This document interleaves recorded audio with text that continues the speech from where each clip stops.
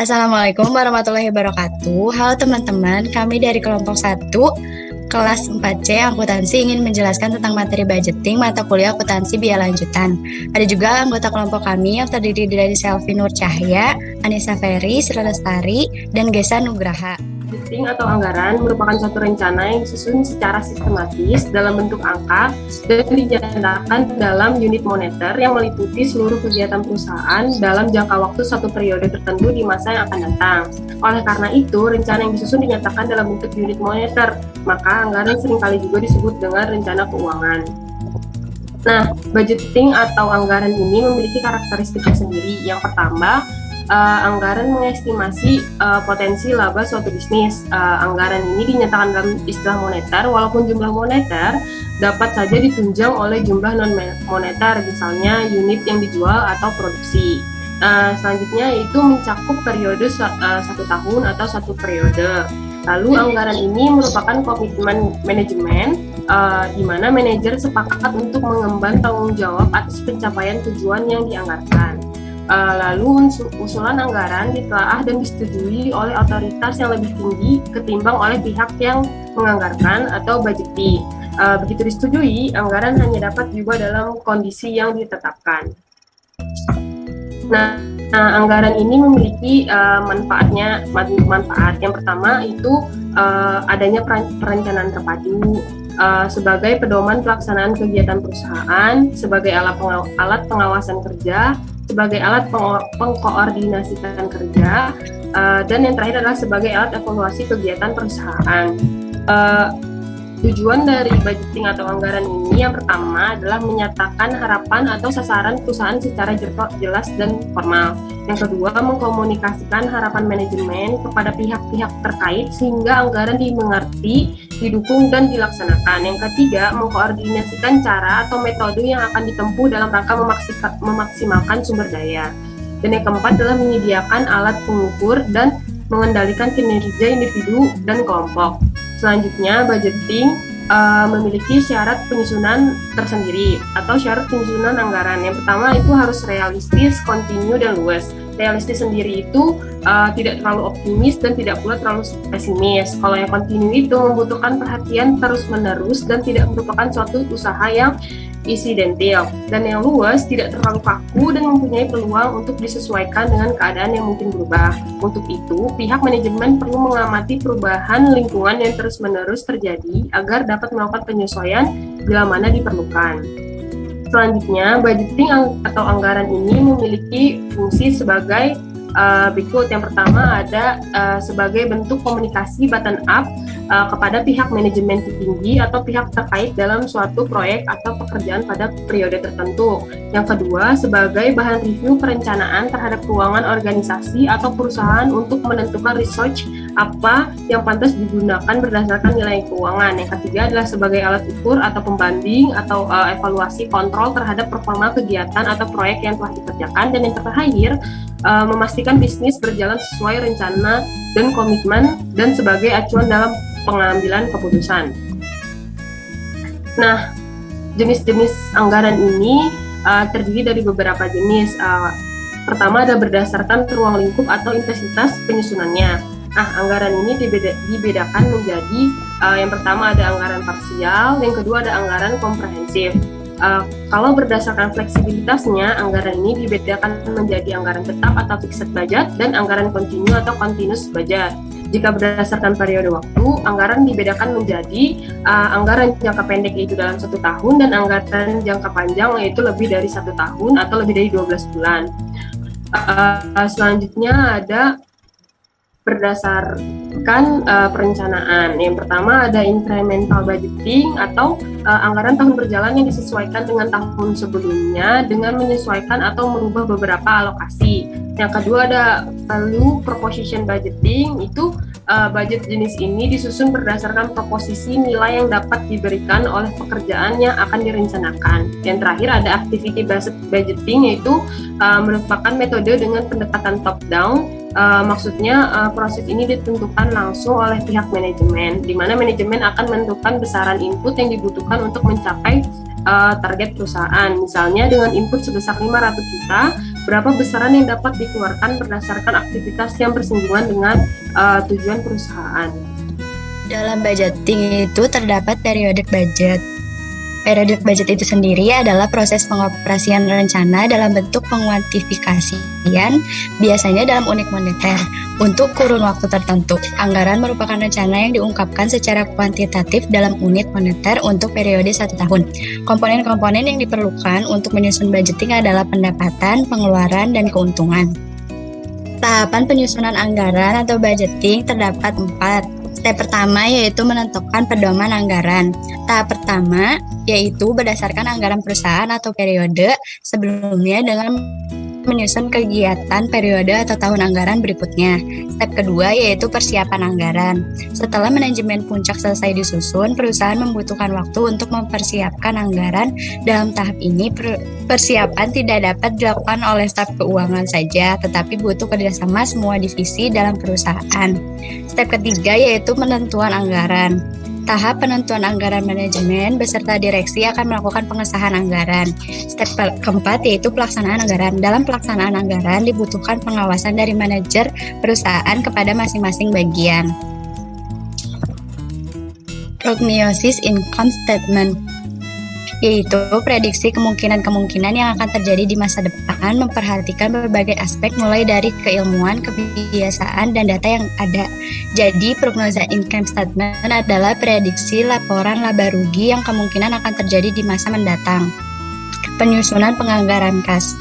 Kas itu sendiri adalah alat pembayaran yang dimiliki perusahaan dan siap digunakan untuk investasi maupun menjalankan operasi perusahaan setiap saat dibutuhkan.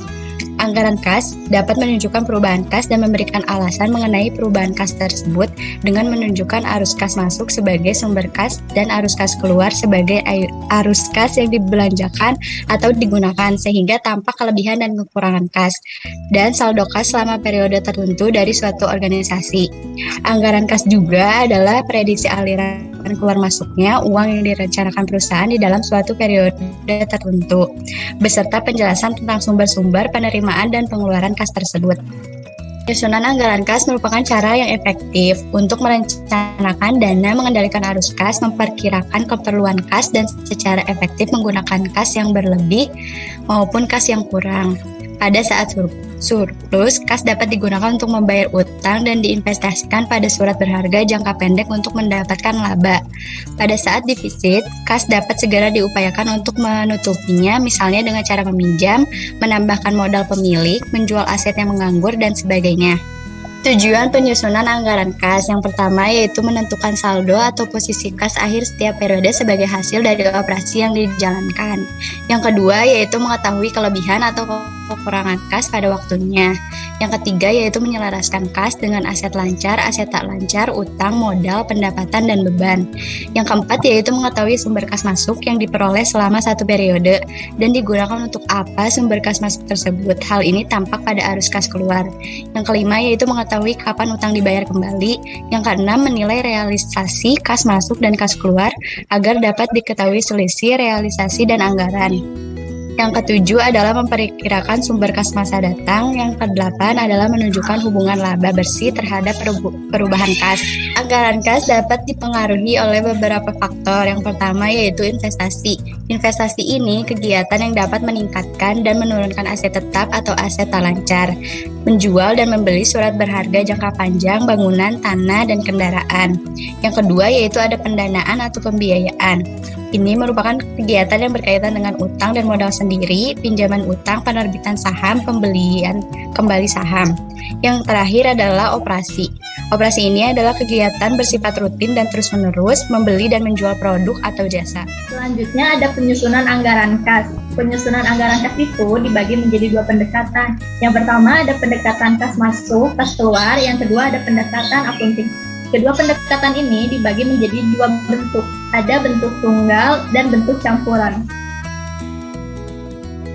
Nah, pendekatan kas masuk dan kas keluar itu, metode ini didasarkan pada analisis naik dan turun kas yang dianggarkan, yang mencerminkan semua arus kas masuk dan arus kas keluar dari anggaran jualan, anggaran biaya atau beban, dan anggaran tambahan produk modal. Yang kedua ada sering digunakan untuk anggaran kas jangka pendek sebagai bagian dari rencana laba tahunan. Yang kedua ada pendekatan akunting atau keuangan. Lebih cocok untuk anggaran kas jangka panjang. Cara penyusunan anggaran kas berdasarkan ikhtisar laba rugi dan neraca yang dihasilkan akunting keuangan. Disebut juga sebagai metode tidak langsung. Yang selanjutnya, anggaran kas dapat disusun dalam dua bentuk. Yang pertama ada bentuk tunggal. Bentuk tunggal ini disusun dengan cara tiap kegiatan kas masuk dikurang kas dengan kas keluarnya, sehingga dapat diketahui kas masuk bersih atau kas keluar bersih dari masing-masing kegiatan. Yang kedua ada bentuk campuran. Disusun dengan cara mengelompokkan satu kelompok kas masuk dan satu kelompok kas keluar.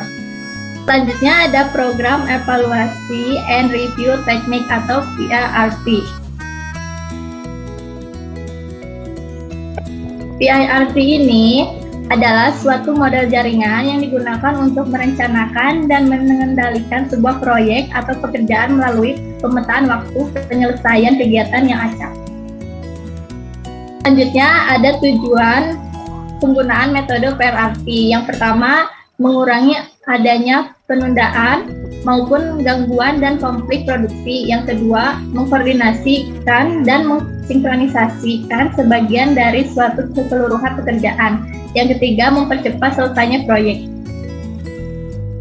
Di sini juga terdapat dua kategori kegiatan yang dilakukan perusahaan. Yang pertama ada rutinitas, yaitu hal yang bisa dilakukan sehari-hari tanpa memiliki ending point. Yang kedua, proyek atau event, yaitu kegiatan yang dilakukan secara terencana dari starting point sampai dengan ending point. Di dalam melakukan proyek terdapat tiga unsur yang penting, yaitu yang pertama ada time, yaitu beberapa lama proyek akan dilakukan. Yang kedua ada cost, berapa biaya yang dibutuhkan selama time tertentu. Dan yang terakhir ada quality, yaitu produk atau output yang dihasilkan dari proyek. Di sini juga ada distribusi peluang berdasarkan 3 perkiraan waktu. Yang pertama ada waktu optimis 1, yaitu perkiraan waktu yang mempunyai kemungkinan yang sangat kecil untuk dapat dicapai. Kemungkinan terjadi hanya 1 kali dalam 100. Yang kedua ada waktu pesimis 02, yaitu suatu perkiraan waktu yang lain yang mempunyai kemungkinan sangat kecil untuk dapat direalisasikan. Nah, yang terakhir ada waktu realistis 03, yaitu waktu yang berdasarkan pikiran estimator. Selanjutnya ada manfaat diagram PRT bagi pengelolaan suatu proyek. Untuk memudahkan analisa dalam upaya optimalisasi durasi proyek. Dengan diagram PRT dapat diketahui berapa lama suatu proyek tersebut diselesaikan dan dapat dicari adanya kemungkinan percepatan waktu pelaksanaan proyek.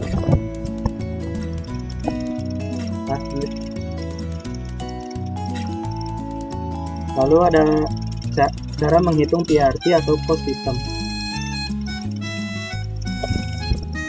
Yang pertama ada menggambarkan network suatu proyek sesuai jalur pada masing-masing proyek. Yang kedua ada mengestimasi waktu masing-masing aktivitas. Yang ketiga ada menganalisis seluruh diagram network untuk menentukan waktu terjadi masing-masing kejadian. Yang keempat ada menentukan jalur krisis. Selanjutnya langkah-langkah menentukan lintasan krisis. Yang pertama ada perhitungan laju atau forward calculation. Perhitungan bergerak mulai dari inisial event menuju ke terminal event. Tujuannya ialah menghitung saat yang paling cepat terjadinya event dan saat paling cepat dimulainya serta diselesaikan aktivitas-aktivitasnya. Yang kedua ada perhitungan mundur atau backward calculation, yaitu perhitungan bergerak dari terminal event menuju initial event. Tujuannya ialah untuk menghitung saat paling lambat terjadi event dan saat paling lambat dimulainya dan diselesaikannya aktivitas-aktivitas. Yang ketiga ada perhitungan kelonggaran waktu atau float atau slack. Float memberikan sejumlah kelonggaran waktu dan elastisitas pada sebuah jaringan kerja. Itu juga dapat dipakai pada waktu penggunaan jaringan kerja dalam praktek dan memungkinkan digunakan pada waktu tertentu. Selanjutnya itu ada diagram PRT yang terdiri dari busur, yaitu aktivitas atau activity yang digambarkan pada busur. Yang kedua ada titik atau tombol event atau acara yang digambarkan dengan simbol-simbol titik lingkaran. Contohnya itu activity digambarkan oleh busur dan diberi kode A, B, C, dan seterusnya. Sebagai simbol kegiatan A, sekian, B, sekian, dan C, sekian. Busur juga diberikan keterangan berapa lama perkiraan waktu yang dibutuhkan untuk menyelesaikan kegiatan yang bersangkutan. Sedangkan milestone digambarkan dengan titik atau lingkaran yang diberi nomor kode yang naik berurutan dari awal hingga akhir diagram. Penomoran dengan kode 10, 20, 30, dan seterusnya bertujuan untuk memberi ruang apabila kemudian diperlukan penambahan kegiatan di antara masing-masing titik. Misalnya di antara titik 10 dan 20 akan ditambahkan titik 15. Selanjutnya ada proses perencanaan PRT. Yang pertama itu ada mengidentifikasi kegiatan atau activity dan tonggak proyek atau milestone yang spesifik. Yang kedua, menentukan urutan yang tepat dari kegiatan tersebut. Yang ketiga, ada menyusun model diagram jaringan. Yang keempat, ada memperkirakan waktu yang dipergunakan untuk masing-masing kegiatan. Yang kelima, itu menentukan tahapan dan alur kritis. Dan yang keenam, melakukan pemantauan dan evaluasi serta koreksi pada diagram PRT selama proyek berlangsung. Lalu ada keterbatasan diagram PRT. Keterbatasan dan kelemahan diagram PRT secara umum adalah bahwa perkiraan atas waktu yang dibutuhkan bagi masing-masing kegiatan bersifat subjektif dan tergantung pada asumsi, sehingga secara umum PRT cenderung terlalu optimis dalam menetapkan waktu penyelesaian sebuah proyek. Sekian materi yang Bapak kami dapat sampaikan, semoga dapat bermanfaat. Kurang lebihnya mohon maaf. Wassalamualaikum warahmatullahi wabarakatuh.